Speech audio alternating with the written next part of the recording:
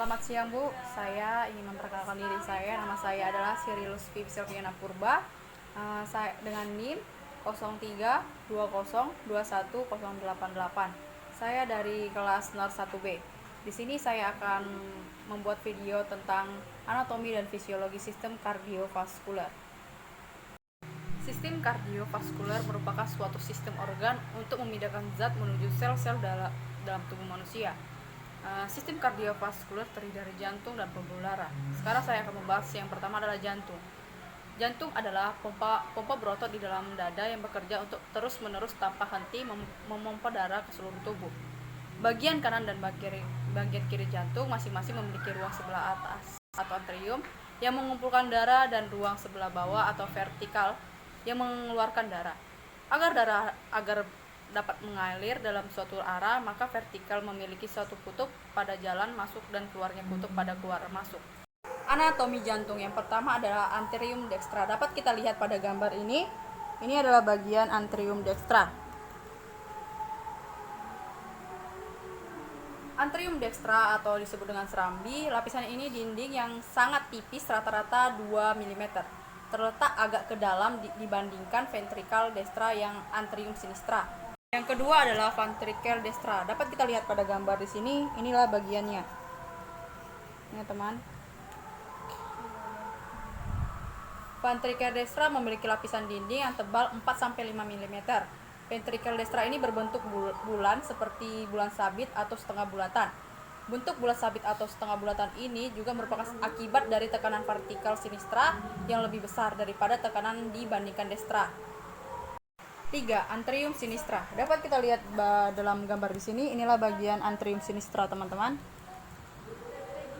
Anterium sinistra atau disebut dengan serambi kiri memiliki lapisan dinding 3 mm sedikit lebih tebal daripada dinding anterium destra. Darah mengalir dari anterium sinistra ke vertikal sinistra melalui kutub mitralis. Bagian yang keempat adalah vertikal sinistra. Dapat kita lihat pada gambar di sini. Inilah bagiannya, teman-teman. Ini teman. Vertikal sinistra atau disebut dengan bilik kiri ini memiliki lapisan yang sangat tebal daripada vertikal destra. Tebalnya kira-kira 2-3 kali lipat. Tebal vertikal sinistra dapat diastole 8-12 mm. Yang kelima adalah aorta. Dapat kita lihat dalam gambar di sini. Inilah bagiannya, teman-teman. Aorta atau arteri besar yang terhubung dengan bilik jantung kiri. 6. Vena cava superior. Dapat kita lihat pada gambar di sini. Inilah bagian, teman-teman. Vena cava superior merupakan vena besar yang ada dalam tubuh manusia.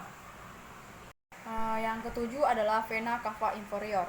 Di sini dapat kita lihat. Ini bagiannya, teman-teman.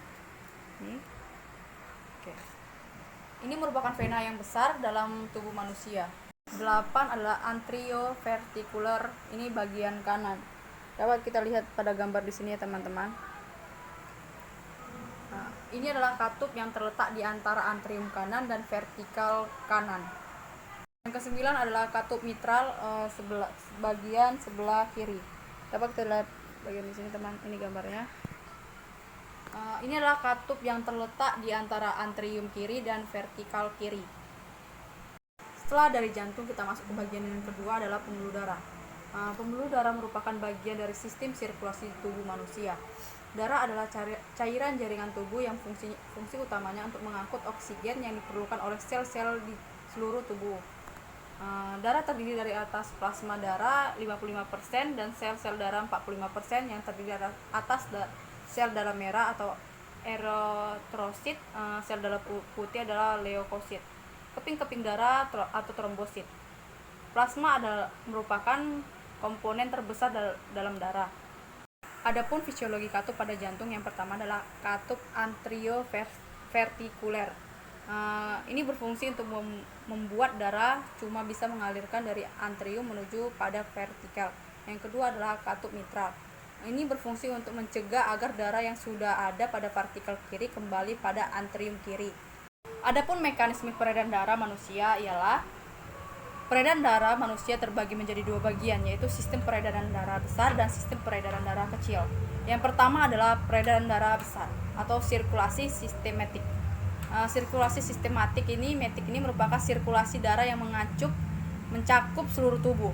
Sirkulasi ini berlangsung ketika darah bersih yang mengandung oksigen mengisi serambi kiri jantung melalui vena pulmonalis. Setelah melepaskan karbon dioksida di paru-paru, darah yang sudah berasal dari serambi kiri kemudian diteruskan ke serambi jantung untuk disalurkan ke seluruh tubuh melalui pembuluh darah utama atau aorta. Darah dipompa melewati aorta akan terus mengalir hingga ke bagian paling ujung di seluruh area tubuh. Setelah menyalurkan berbagai zat ke sel-sel tubuh, darah akan kembali menuju serambi kanan jantung untuk mengalami proses pembersihan darah. Yang kedua adalah peredaran darah kecil atau sirkulasi pulmonal. Ini merupakan sirkulasi darah dari jantung menuju paru-paru sebaliknya.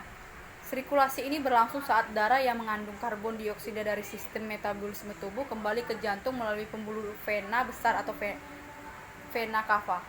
Selanjutnya darah tersebut akan masuk ke serambi kanan dan diteruskan ke serambi kanan jantung. Darah sudah berada di bilik kanan akan dialirkan ke paru-paru melalui arteri pulmonalis untuk ditukarkan menjadi oksigen. Darah yang bersih kayak oksigen ini kemudian akan masuk ke serambi kiri jantung melalui vena pulmonalis untuk diedarkan ke seluruh tubuh.